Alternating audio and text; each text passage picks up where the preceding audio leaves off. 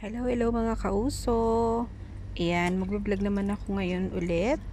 Ayan, lilinisin ko yung aking aquarium kasi madumi na siya. Actually, nagiging madumi na siya madalas. Before, mahigit 1 linggo bago ko linisin ang aking aquarium, ang aking munting aquarium. Pero ngayon kasi, dahil nagpalit na ako ng pagkain nila dahil mga big fishes na sila.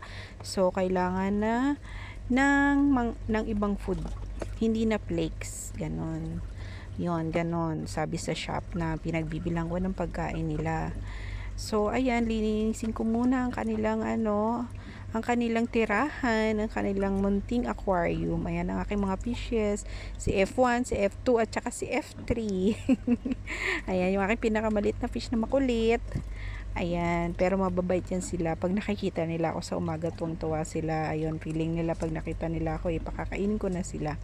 Ayan, tapos syempre kas ng konti ang ating aquarium, ganyan. So, base yan sa turo ng sa shop ng mga fish. Ayan, tinuruan nila ako kung paano ang tamang paglinis ng aquarium.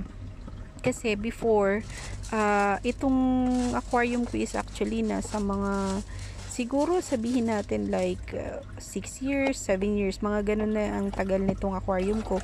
At sa tinagal-tagal na yon, nung bagong-bago pa lang yung aquarium is ilang palit ako ng fish. Kasi laging namamatay yung fish ko. Yun pala, mali ang paglilinis ko ng aquarium.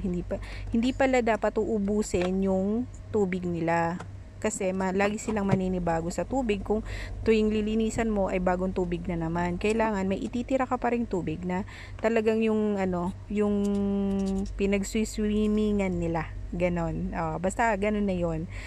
Tapos, dadagdagan mo na lang ulit siya ng tubig. Tapos, ayan, konting kaskas. Kasi, lilinaw at lilinaw naman siya. Kasi nga, may filter siya. So, ayun, simula nung natutunan ko yun, ayun.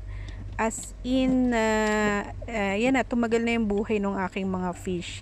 Hindi na ako nagpalit ng fish. Siguro nasa mga 3 years na yung mga fish ko. And, hindi sila lalaki talaga kasi nga maliit naman lang din yung aquarium ko. Tamang laki lang talaga sila. Pero talagang para sa akin kumbaga, talagang malalaki na yung mga isda ko kasi as in how can you say that? Kasing siya, kasing liit lang ng hinliliit ko nung nabili ko yung isang fish ko, tapos yung dalawang fish naman sing laki lang ng hinlalaki ko. Ganon. As in maliliit lang yung mga fish ko nung bagong bili siya. Ayun. So far ngayon, malalaki na sila. At giging malaki sila kasi nung nagpalit ako ng pagkain, isinadjust dun sa shop. Kaya nakakatuwa. So, kaya lang, every week talaga, kailangan ko na silang linisan kasi talaga ang bilis nila dumumi. As in, automatic yan. Pag kinabukasan lang, medyo naglalabo na naman agad siya. Ganon. Tapos, isa pa is malakas na sila rin kumain. Ayan, ibabalik ko na yung aking mga fish dahil linis na yung kanilang aquarium. Ayan, masaya na naman ulit sila. At makikita na naman ulit nila yung isa't isa. So, yun mga kauso, ganyan. Yan lang naman. Simple lang nung paglinis pag nasanay ka na. Yun. Nakakatuwa ang mga fish ko kasi hindi naman sila pasaway. Ayan, naglalaro sila ng binubuhat nila yung mga bato, tapos niluluwa din nila. Tapos yan, yung filter ilalagay ko kasi kailangan talaga may filter siya para mabilis. Ayun, syempre ipi-filter niya yung yung tubig para luminaw. So ayan na sila mga kauso. Ang linaw na naman ulit ng kanilang water at masaya na naman ulit sila.